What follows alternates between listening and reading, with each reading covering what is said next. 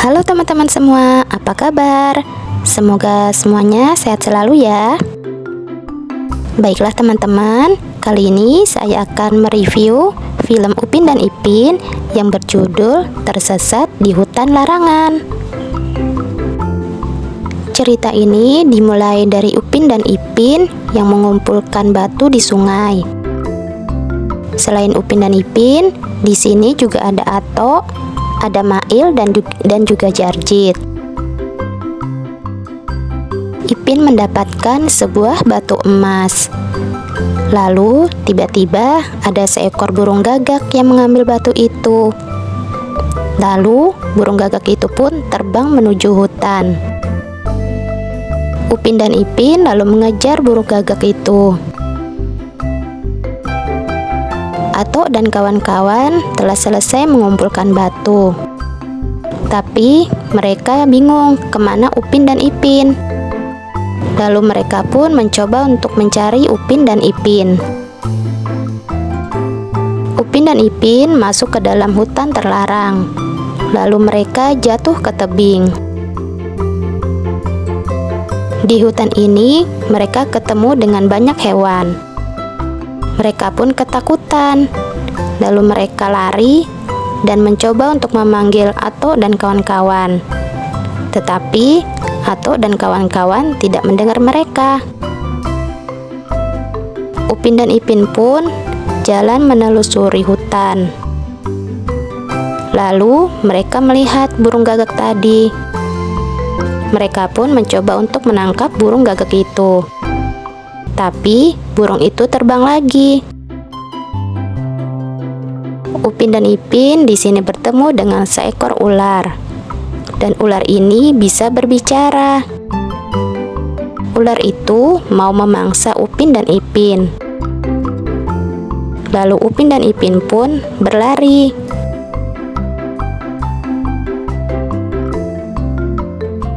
Dan di sini mereka bertemu dengan banyak hewan.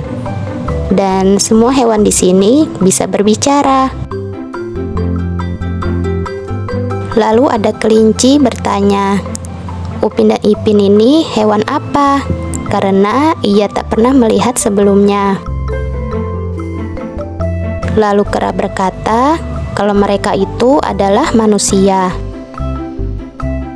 Kelinci pun ketakutan nih teman-teman. Lalu kelinci itu berkata untuk tidak memakan dirinya. Upin berkata kalau ia tidak memakan kelinci. Ipin berkata kalau mereka sebenarnya tersesat di dalam hutan ini dan mereka mencari jalan pulang. Ipin berkata kalau mereka lapar dan bertanya apakah di hutan ini ada makanan. Lalu kera berkata kalau di sini ada banyak makanan. Lalu kera itu mengambilkan buah untuk Upin dan Ipin. Ipin bertanya, ini buah apa? Lalu kera berkata kalau itu adalah buah hutan. Upin dan Ipin meminta tolong kepada kera dan kelinci untuk membantu mereka menunjukkan jalan pulang. Lalu kelinci berkata kalau ia nanti akan menunjukkan jalan pulang kepada Upin dan Ipin. Upin bertanya kepada kelinci bagaimana ia tahu caranya jalan pulang. Kelinci menjawab kalau ia tidak tahu, tapi ia akan menunjukkan siapa yang bisa mengantarkan mereka untuk pulang. Dan kelinci akan mengantarkan mereka untuk menemuinya. Ipin berkata, siapa? Lalu kelinci menjawab, kalau itu adalah kancil yang bijak. Kancil itu ada di seberang sungai. Sekarang Upin dan Ipin ada di dekat sungai. Upin berkata kalau ia haus dan ingin minum. Mereka lalu pergi ke sungai itu dan meminum air di sungai. Tiba-tiba ada seekor buaya yang ingin memakan mereka. Saat mau memakan Upin dan Ipin, buaya itu tertimpa oleh dahan pohon yang sangat besar. Rupanya, kerbau dan kelinci datang untuk membantu Upin dan Ipin. Kerbau berkata kepada Upin dan Ipin agar segera meninggalkan tempat ini dan menyelamatkan diri. Buaya berkata kalau ia meminta tolong kepada kerbau untuk memindahkan dahan pohon besar yang menimpa tubuhnya. Ia meminta kerbau memindahkan dahan pohon itu dengan menggunakan tanduknya yang kuat itu. Kerbau pun mengiyakan. Tetapi Upin Ipin dan juga kelinci berkata untuk tidak mendengarkan kata buaya itu, karena dia akan menggigit kaki kerbau. Lebih baik tinggalkan saja buaya itu. Buaya pun marah. Ia mencoba meminta tolong sekali lagi kepada kerbau, tapi kerbau tidak mau. Lalu mereka pergi meninggalkan buaya. Lalu di sini mereka bertemu dengan beberapa ekor buaya. Mereka pun kemudian menyusun rencana bagaimana caranya agar mereka bisa menyeberangi sungai. Kemudian Upin dan Ipin, kerbau dan kelinci mendatangi buaya. Upin dan Ipin berkata kalau mereka adalah utusan dari Raja Sulaiman dan menyampaikan pesan kepada para buaya. Apakah mereka bersedia datang ke acara jamuan makan-makan di istana raja? Lalu para buaya pun berunding. Sementara itu, kerbau dan kelinci diam-diam menyeberangi sungai. Setelah berunding, para buaya pun akhirnya bersedia untuk datang. Lalu Upin dan Ipin pun meminta kepada para buaya untuk membantu mereka menyeberangi sungai karena mereka akan menyampaikan pesan kepada raja.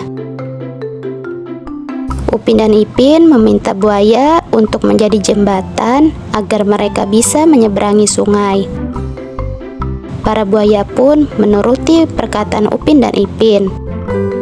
Lalu mereka pun menyeberangi sungai.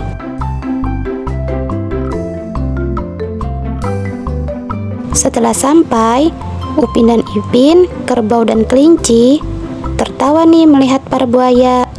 Lalu mereka pun buru-buru pergi meninggalkan para buaya.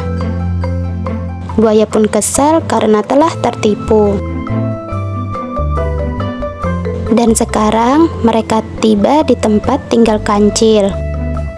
Mereka lalu bersembunyi karena ternyata Kancil dikejar oleh seekor harimau. Upin dan Ipin pun mencoba untuk menyelamatkan Kancil. Upin melempar sarang lebah, dan sarang lebah itu jatuh tepat di atas kepala harimau. Lebah itu menyerang harimau. Harimau lalu pergi, berlari, dan tercebur ke sungai. Lalu para buaya pun mengejar harimau itu. Dan Kancil pun selamat, dan ia berterima kasih kepada Upin dan Ipin. Kancil bertanya kepada Upin dan Ipin apa yang mereka lakukan di hutan terlarang ini. Lalu kelinci menjelaskan kepada Kancil.